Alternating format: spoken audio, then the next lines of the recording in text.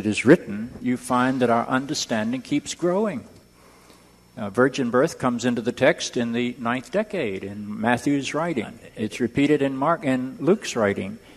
Can you document this? Can you actually demonstrate that the order that you're assuming is actually the order that... Well, you see, that's where we get to the place where we're disagreeing not on opinions, but we're disagreeing on facts. Yes. But let me go back to Paul, for example. Paul says that Jesus was descended from the house of David according to the flesh.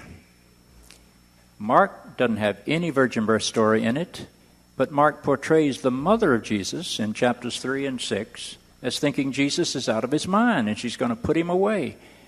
Well, that doesn't ring very true with the woman to whom the angel Gabriel appeared and said, you're going to have this child, he's going to be the Son of God, and when he's grown up, you think he's out of his mind. So I think it's fairly clear that Mark had never heard the story of the virgin birth. And when you get to John, which I believe, and I would say most scholars agree with this, is the last of the canonical Gospels, John doesn't have any virgin birth in him at all. John refers to Jesus on 2 occasions, one in chapter 1, I think the others in chapter 6, as the son of Joseph. But all of them agree on what I think is the Christian affirmation that in Jesus, God has been met and engaged in a way that has transformed all human life and our knowledge of God forever. So that, to play the fundamentalist game about the Bible does not lead me into that wonder of mystery. And that is our time, folks. And we thank you, Bishop Spong and Dr. James White. And we have closing statements? Yes. Oh, okay. Absolutely. We are going to take a 5-minute break as we bring the podium back. I want to thank you for remaining quiet and allowing these gentlemen to speak during this time. And I hope you will as well afford them that here when we get into our closing statements and then into our audience questions. I am going to limit audience questions to 20 minutes. And how you're going to help me there is if you please keep your question under 30 seconds. Also, please do not start with your life story, okay? Either how you became a Christian or how you left Christianity or whatever the case may be. Please ask the question directly. Allow them to answer. I will hold the microphone. Okay, please. We had an instance last year where someone was bound and determined to convert Dr. Crossan last year, and he was wrestling that thing away from me. And basically, we need you to ask your question, do so politely, and allow these gentlemen to answer. After each gentleman answers, they will have about a minute and a half to answer is basically where we want to keep it. Then the other gentleman here, or whatever the case may be, will have about 30 seconds to respond. And keep it brief. I want to make sure we all get back into our beds at a proper time and make sure food gets into their stomachs here. But then at the end, those of you that are cruisers, I do have some announcements for you. So you're going to have to stay up late. So, all right, folks. We will start right now. And actually, Bishop Spong is going to be taking his mic and won't be approaching the podium. It's up to him to take the stage wherever he'd like to go. A little bit, just so I can see the people.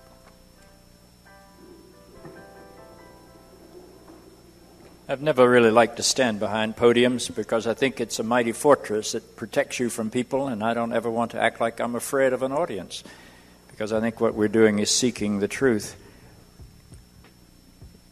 My concluding statement is much more of a witness than it is anything else, because I think we've identified the fact today that we start with two different presuppositions and that they pass in the night. If you accept his presupposition, you come to a conclusion. If you accept mine, you come to a different conclusion.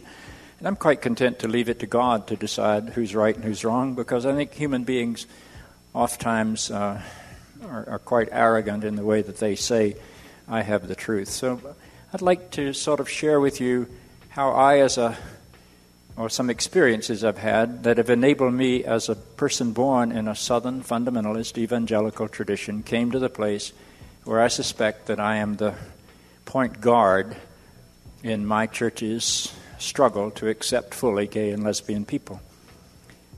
It was in 1988 that I wrote a book called Living in Sin with a question mark. The subtitle was A Bishop Rethinks Human Sexuality. It was a very important book in my life. I had no idea what it would do, but it suddenly lifted me out of being a private citizen And my publisher, HarperCollins, put me into a book tour, and I was on the Oprah show and the Phil Donahue show and Bill Buckley's Firing Line. I debated Pat Buchanan and did all sorts of interesting and exciting things. And it was the first book in which a person from a mainline Christian church had advocated a rethinking of the way that we relate to homosexual people, and even called for the blessing of the sacred commitments of gay and lesbian people. And it created quite a bit of storm. Time magazine, Newsweek, the media all over the country debated this book, and I received an enormous amount of hate mail, usually from Christians. The fascinating thing about this was that about 2 months after this book came out, when I'd been on this whirlwind tour, my wife, who had been ill with cancer for 6.5 years, died. A sudden death, even though we knew about the diagnosis.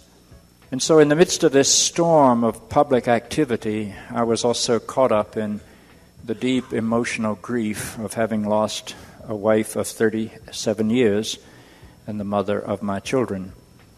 We had her funeral service in the Diocese of Newark, where my clergy family and my constituents could be gathered around.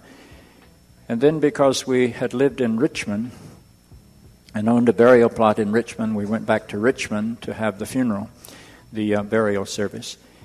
And because I have daughters that live in Richmond, and we had a lot of friends when I served that church in Richmond, we had another service in the church before we went out to the burial. It was at 2:30 on a Tuesday afternoon in August 1988.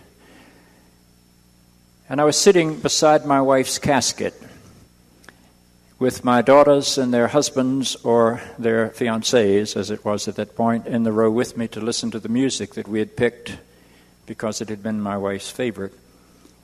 About 5 minutes before the service began, the door of this church opened, and a woman whom I do not know walked down the aisle, pushed my wife's casket aside, took her umbrella and cracked me over the back with it, and said in a voice that you could hear all over that congregation, quote, "You son of a bitch," unquote. And then she walked past the front of the church where we were sitting and out through the side door where all of my pallbearers were gathered, and all of them were priests from the Diocese of Newark. And as she walked through my pallbearer, she said, and I quote, "I've been wanting to tell that bastard what I think of him for years, and I finally got the opportunity." And she disappeared, and I have no idea who she was or what she was about. I can only guess that because of the massive amount of publicity, that her response was elicited by my